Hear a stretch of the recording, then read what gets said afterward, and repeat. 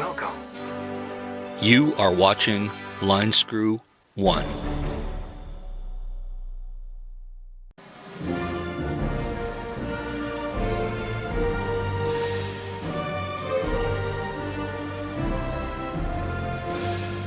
Well, hello tubers. Hope you're doing well wherever you are in this crazy YouTube universe.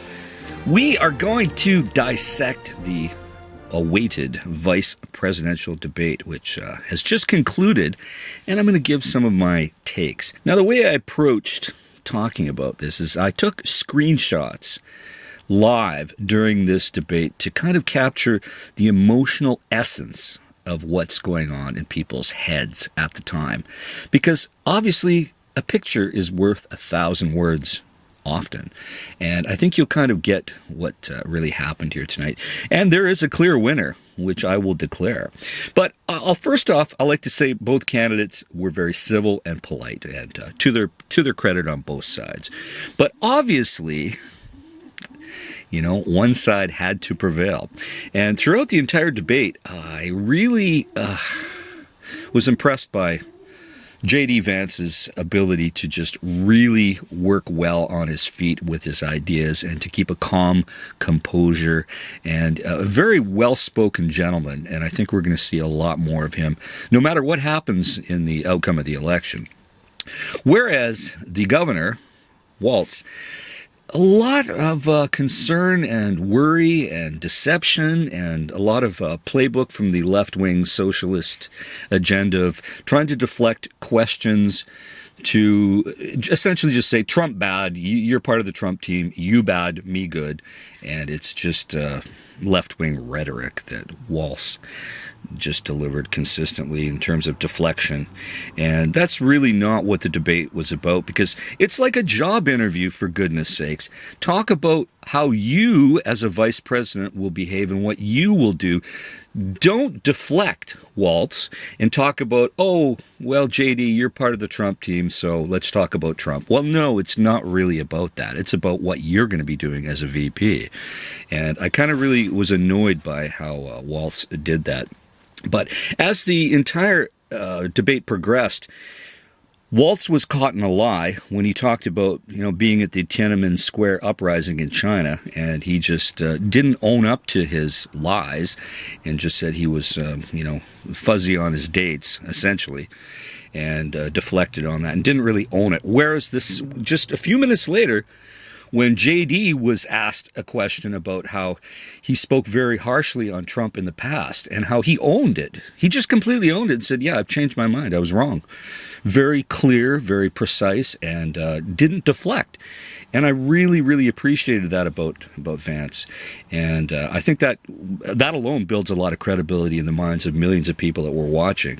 If you, in fact, watched the debate, a lot of people obviously just go to social media afterwards and base their opinions on edited snips, which is not what you should do. But I will say this snip right here about how Walz is worried when Vance is talking.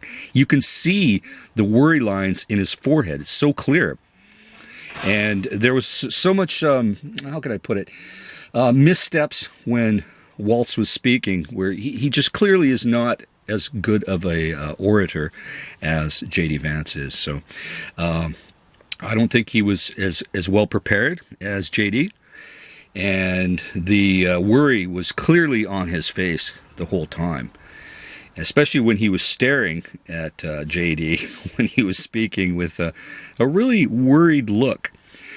And on the flip side, there was times where Vance, he gave that cute look of, really? Like, really? Is that what you're going to say? Like, and this snapshot really captures that, like, him understanding the direction that his opponent is going and how he could clearly let it be shown in his facial expressions. So, how are we going to assess the winner here? Well, it's obviously clear to me. J.D. Vance, obviously well-spoken. He's the fresh face of the new Republican Party. And this fellow is going places, no matter what happens in the election. And well-spoken, he can dance around with words and keep his composure. obviously, he came across as an American patriot to me. And you put your comments down below if he came across as a well-spoken, well-articulated candidate for the vice presidential office. And I really have to say that the governor, Walz, you just didn't bring your A game, and you're just kind of that silver-haired, liberal, socialist kind of candidate, really. You're not fresh, you're not fast, you're just full of old ideas that we've all heard before. So clearly, let's declare JD the new American hero, and dare I say, the next Vice President of the United States of America.